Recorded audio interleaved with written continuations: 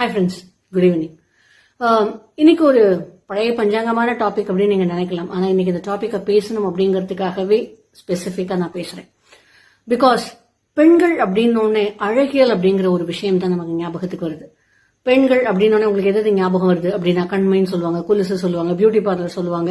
So இப்படி அழகு சம்பந்தப்பட்ட விஷயங்கள் அத்தனையுமே பெண்கள் அப்படிங்கிற ஒரு விஷயத்தோட இந்த சமுதாயம் ரிலேட் பண்ணிட்டு இருக்கு.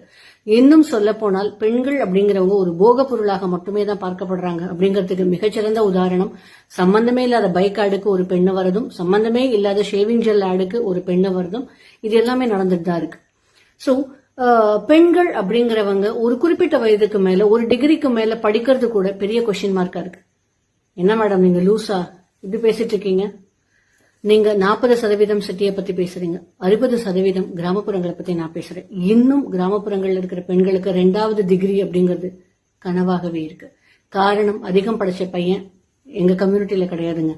பொண்ணு ஜாஸ்தியா படிச்சுட்டா அவளுக்கு கல்யாணம் ஆகாதுங்க. இப்படி இருக்கிற ஒரு கோஷ்டியும் இருக்காங்க. இன்னொருத்தங்க பையன் என்ன விரும்பினாலும் படிக்கலாம், ஆனா பொண்ணுக்கு அப்படின்னா உனக்கே அதை படிக்கணும். சிம்பிள் எக்ஸாம்பிள், ஒரு கிராமத்துல இருக்கிற பொண்ணும் இல்ல ஒரு நகரத்துல இருக்கிற பொண்ணும், நான் ஒரு ஃபேஷன் டிசைனிங் படிக்கிறேன் அப்படின்னா ஃபேஷன் டிசைனிங் படிச்சு என்ன பண்ண போற? சினிமாக்கு போறியா?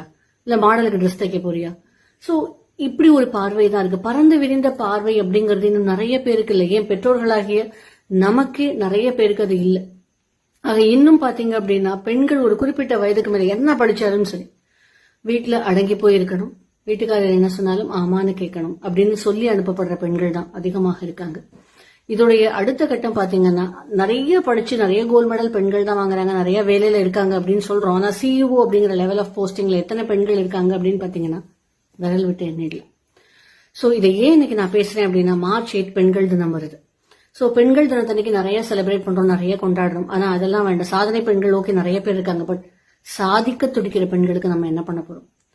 கிராமப்புறங்கள்ல இருக்கிற பெற்றோர்கள் இதை முதல்ல புரிஞ்சுக்கணும். இன்னைக்கு பெண் அப்படிங்கிறவ பினான்சியல் இண்டிபெண்டன்ஸோட இருந்தால்தான் வாழ முடியும். ஏன்னா எத்தனை பேருடைய திருமணம் சக்சஸ்ஃபுல்லா இருக்கு, எத்தனை பேருடைய திருமணம் ஃபெயிலியர் ஆகுது யாருமே சொல்ல முடியறது இல்லை. சோ ஒரு கல்யாணம் ஃபெயிலியர் ஆச்சு அப்படின்னா அந்த பொண்ணுடைய வாழ்க்கையை முடங்கி போயிடும் அப்படிங்கிற ஒரு சூழ்நிலை இன்னமும் இருக்கு. அது மாறணும் அப்படின்னா பெண்கள் வெளியில வரணும், நல்லா படிக்கணும், சம்பாதிக்கணும். அதுக்கப்புறம் தன்னுடைய சொந்த காலில் நின்னதுக்கு அப்புறம் திருமணம் அப்படிங்கிற விஷயத்தை பெற்றோரும் எடுத்தால் பெண்களுக்கு முன்னேறது அப்படிங்கிறது ரொம்ப ஈஸியா இருக்கும். சிட்டி சைடை மட்டுமே பார்க்காமல் இன்னும் பெண்களினுடைய கல்வி கனவா இருக்கக்கூடிய கிராமப்புறங்களுக்கு இந்த விஷயம் ரீச் ஆகணும். சோ முடிஞ்ச அளவு இந்த விஷயத்தை நம்ம எடுத்துட்டு போவோம். பெண் கல்வி, பெண்ணினுடைய பொருளாதார சுதந்திரம் ரெண்டும் தான் இந்த நாட்டை முன்னேற்றத்துக்கான முக்கியமான விஷயமாக இருக்கும் அப்படிங்கறத மறக்க வேண்டாம். நன்றி.